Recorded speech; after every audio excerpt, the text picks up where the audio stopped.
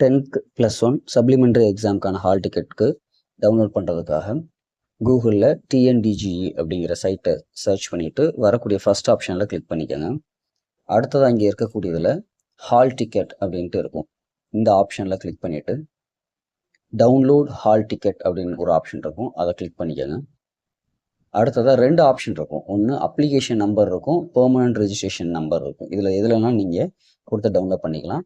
நான் வந்து permanent registration number அப்படிங்கிறதுல கிளிக் பண்ணிவிட்டு இதில் அந்த பெர்மனன்ட் ரெஜிஸ்டர் நம்பரை நான் அதில் காப்பி பண்ணிக்கிறேன். இப்போ பெர்மனன்ட் ரெஜிஸ்ட்ரேஷன் நம்பரும் டேட் ஆஃப் பர்த்தும் கொடுத்துட்டு அதுக்கு கீழே கேப்ஷா இருக்கும். ஸோ அந்த கேப்ஷாவை ஃபில் பண்ணிவிட்டு கீழே இருக்கிற சர்ச் அப்படிங்கிற ஆப்ஷனை கிளிக் பண்ணுங்கள்.